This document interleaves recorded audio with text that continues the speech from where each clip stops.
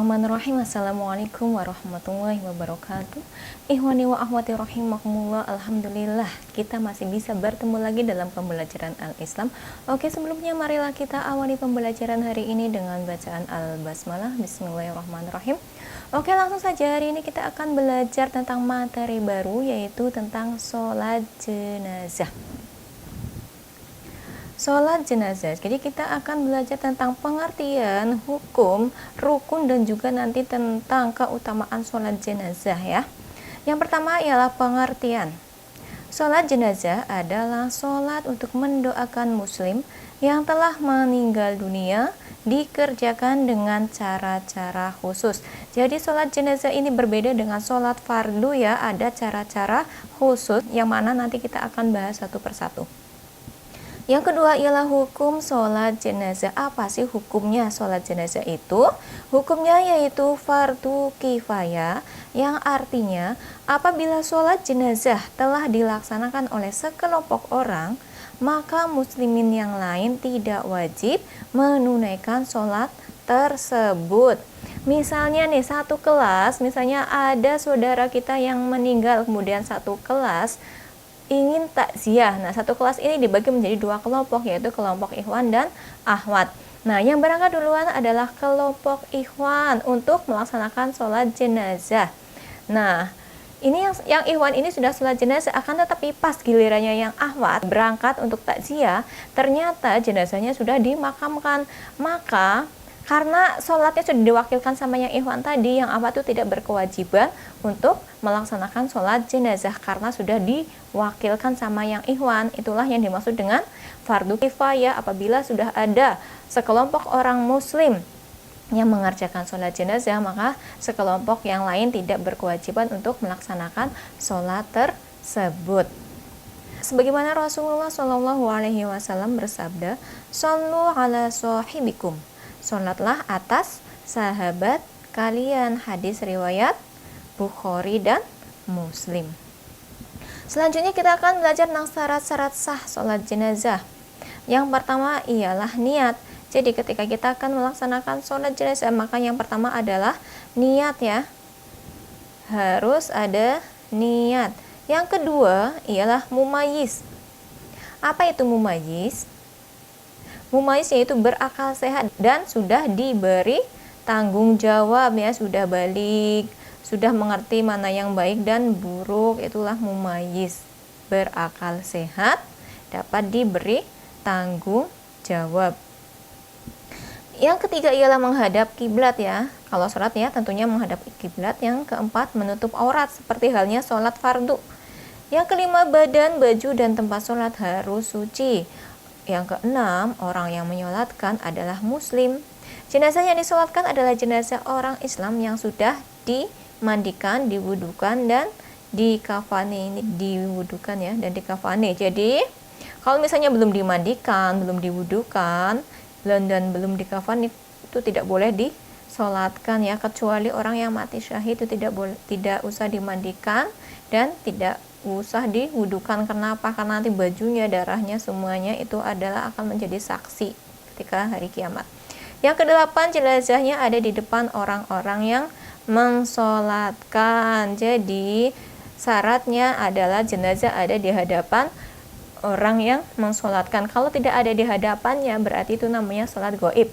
Misalnya kita sholat di Jawa, sedangkan jenazahnya ada di luar Jawa, di Kalimantan atau di Sulawesi, itu namanya sholat gaib.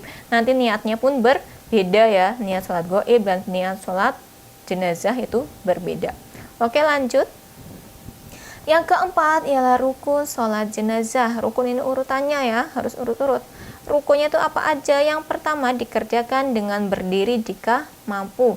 Jadi sholat jenazah itu hanya dengan berdiri, tidak ada ruku dan tidak ada sujud.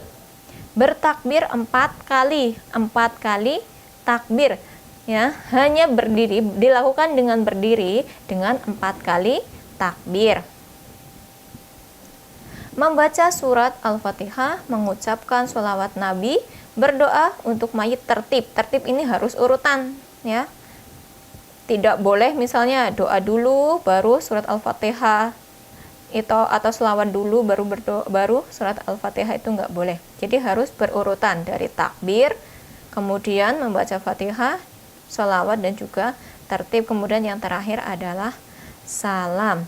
Ini keempat ini nanti semuanya di sini akan kita bahas di tata caranya ya, insya Allah di pertemuan yang akan datang. Oke, yang terakhir ialah keutamaan sholat jenazah. Apa sih keutamaan sholat jenazah? Sholat jenazah mempunyai keutamaan yang sangat besar. Pahalanya adalah 1 kirot, yakni sebesar gunung Uhud.